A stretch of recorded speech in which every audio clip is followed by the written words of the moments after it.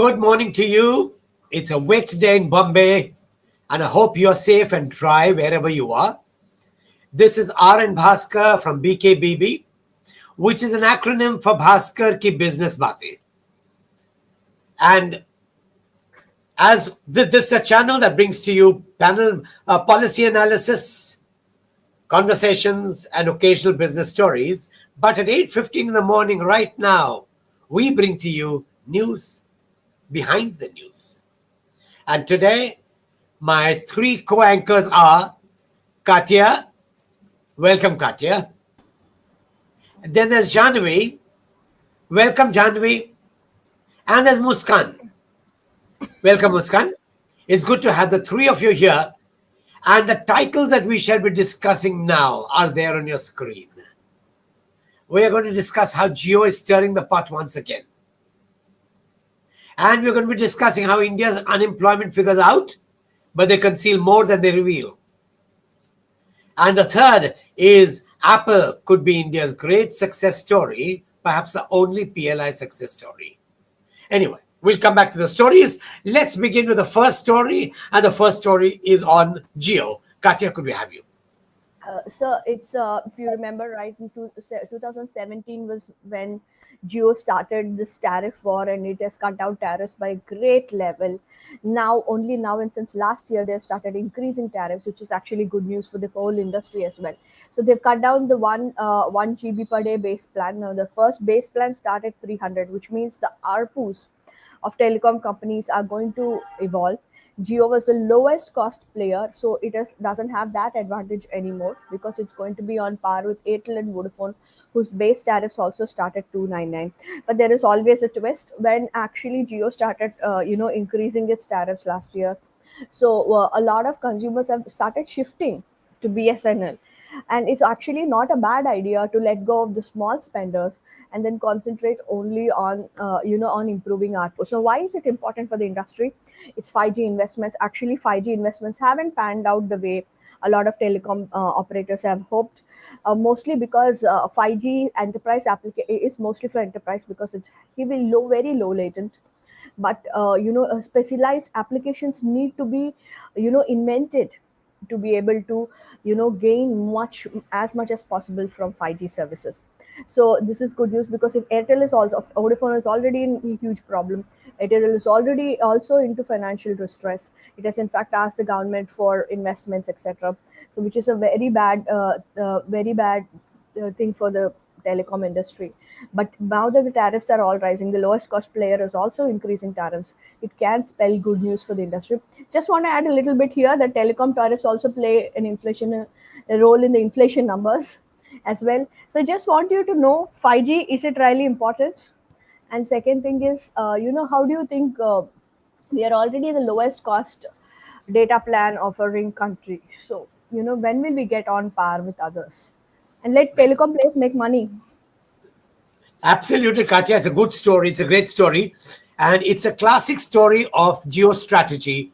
Enter the market, burn the grass down, mow down everybody, and then afterwards, when they get the customers, start increasing tariffs little by little. Jio has also begun to experience the pangs of being low cost. You spend a lot of money and earn little. Yeah. And 5G is a great topic, great subject, and great bandwidth for enterprises. But the largest users of 5G are the people with WhatsApp and with videos and Instagrams, and those normally come from the lower tariffs. Right.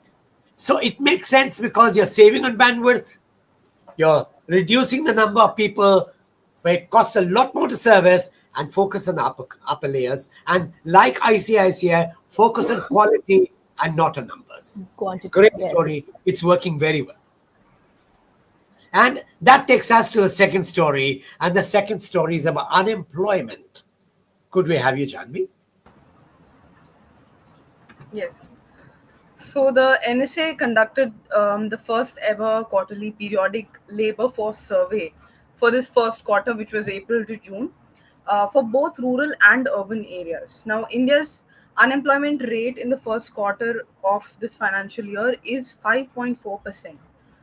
Although on the surface this might seem moderate, But if we look closely, the data reveals growing divides and gaps in the job market.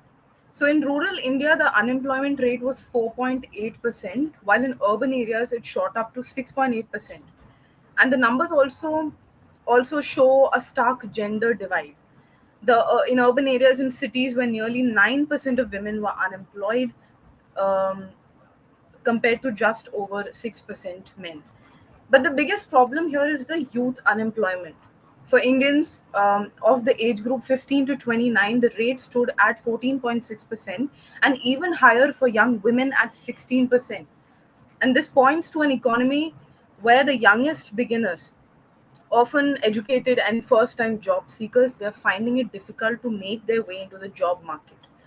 Now, beyond who has and doesn't have jobs, is also the question of the kind of job. So, the data shows that more than half of India's workforce, at 54.4%, is self employed. Just 1 in 4 are wage earners, while the rest survive on casual labor. And this heavy dependence on informal work raises concerns about the security of income and job stability. The labor force participation rate also tells its own story. So while 77% of are in the workforce, their women counterparts are only at 33%. And that gap shows that India still hasn't been able to unlock the full economic potential of the women of the country.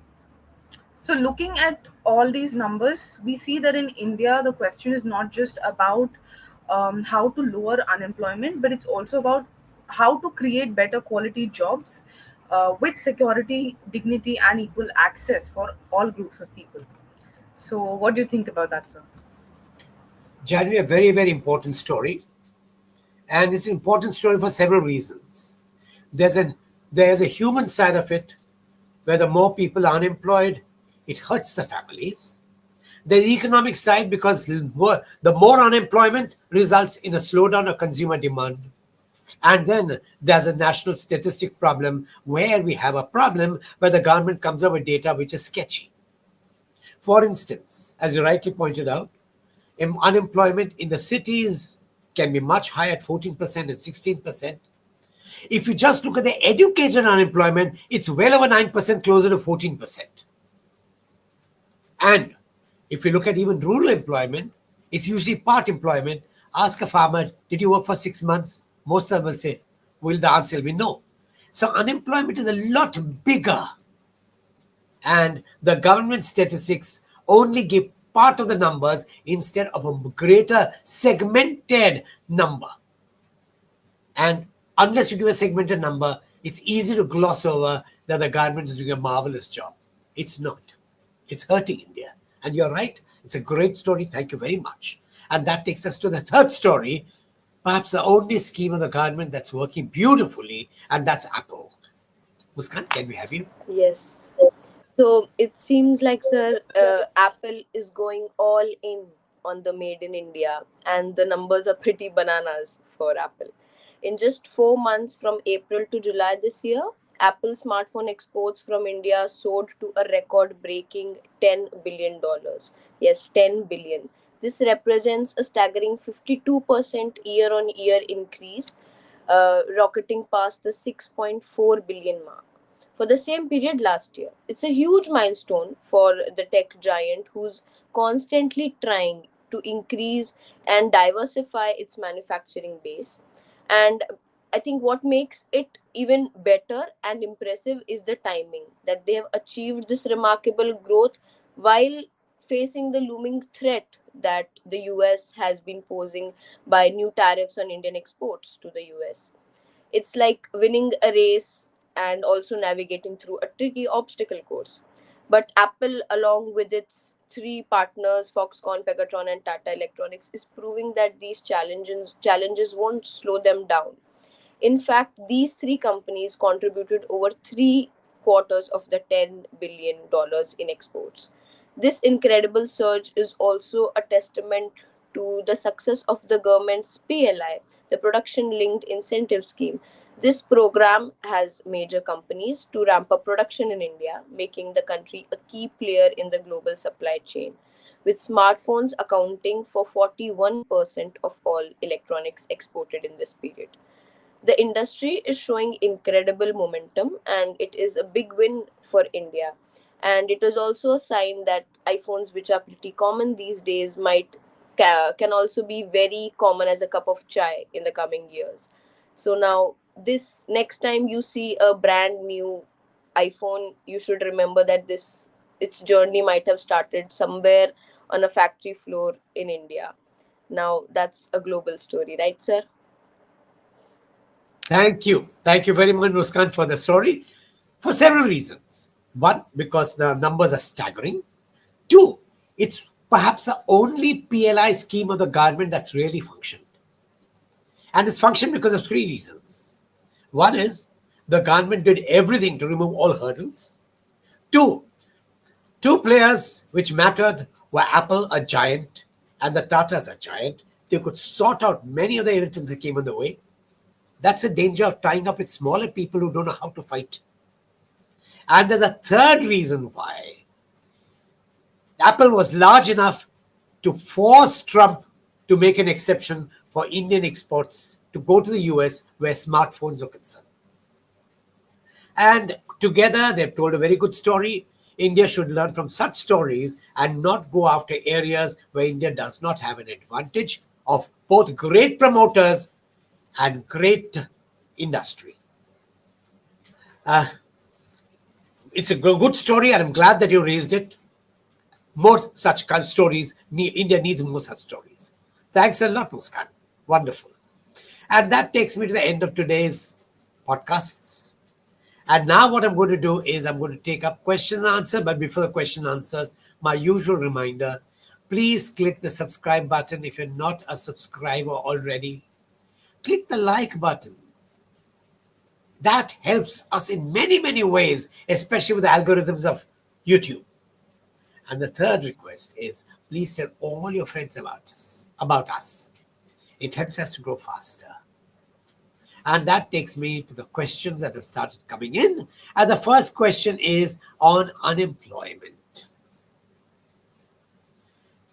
Is the unemployment figure, do the unemployment figures tell you about a story of missed opportunities? Yes, it does. You can't talk about demographic dividend till you can create jobs for people. Having a demographic dividend without jobs becomes a demographic nightmare.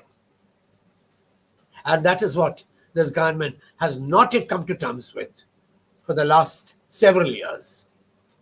And that brings us to the second question. If Jio has increased its prices and has tried to increase the price and do away with the low-cost consumers, does this mean that all the other industry players will also benefit enormously? I think Katya has already answered, but let Katya elaborate on that. Katya, can we have you? Of course, sir. Geo's price rise is actually very important because, like we have discussed, all the telecom players are in financial distress, and this is going to be a very, very big issue going forward because at some point in time, telecom players have to have money. If you see historically, Airtel, Vodafone, etc., have been going through several series of tariffs and many technological upgrades that have made it a very, very capital intensive business with wafer thin margins. So this is a great thing for the industry, but and people have to pay up because we are paying unusually low tariffs, and then it has to change. Yes, absolutely. And the biggest beneficiaries are people who just don't understand how to use phones for education or for jobs, but just for Exactly. entertainment. And That's it. entertainment, how kids love to have their entertainment on phones. Latter, yeah. Anyway, that takes me to the third question. And the third question is about Apple. Why can't India have more success stories than Apple? Answer is very simple. You can't have more success stories with Apple because most of the partners are smaller partners, including the most important, the most talked about project in Gujarat, where 90% of the project cost is funded by the government of India. And you get into semiconductors where the market is tough, where there's no one brand, and where India wants to make its own mark with technologies that are not going to be the latest. Well, It's very interesting to see how the market is evolving. Any last views, Katya?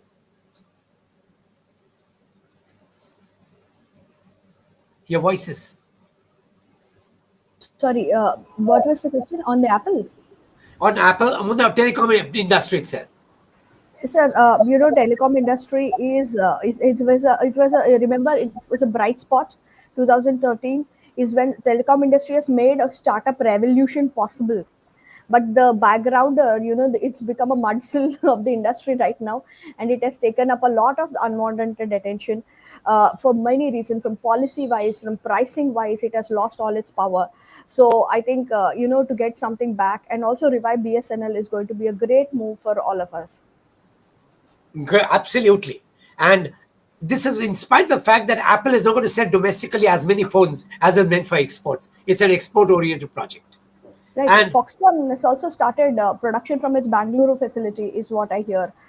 It's from sources. So it started production full steam. And, and Apple phones are also picking up among young people. So it's no more seen as an ultra luxury product. So, and domestic production might actually help it.